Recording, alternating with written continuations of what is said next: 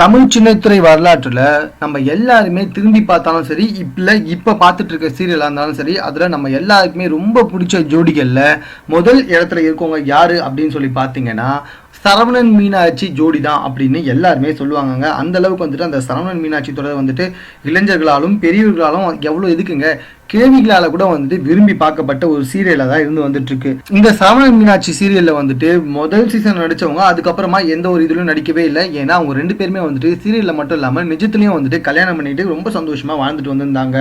இதுக்கப்புறமா நீண்ட இடைவெளிக்கு பிறகு தற்போது அவங்க வந்துட்டு மாப்பிள்ளை அப்படின்ற சீரியல்ல ரெண்டு பேருமே ஒன்னா சேர்ந்து நடிச்சு வந்துட்டு இருக்காங்க. அந்த சீரியல்ல இவங்க ரெண்டு பேருமே வந்துட்டு உருகி காதலிச்சு வந்துட்டு இருக்க ஒரு கதாபாத்திரத்தை பண்ணிட்டு இருக்காங்க.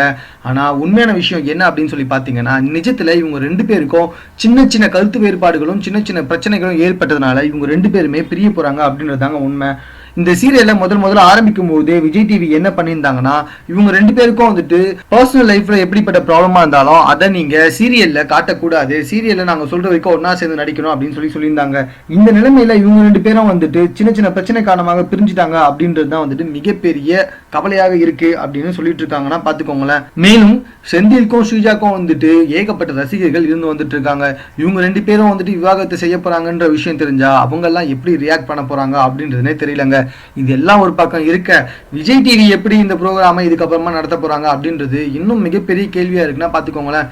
மேலும் இது போன்ற செய்திகளை உடனுக்குடன் தெரிந்து கொள்வதற்கு எங்களோட சேனலை சப்ஸ்கிரைப் பண்ணுங்க. இந்த வீடியோ பிடிச்சிருந்தா லைக் பண்ணுங்க. உங்க கமெண்ட்ஸ் எதுவும் இருந்தாலும் ஓகே, எங்க கூட ஷேர் பண்ணிக்கோங்க. தேங்க்யூ.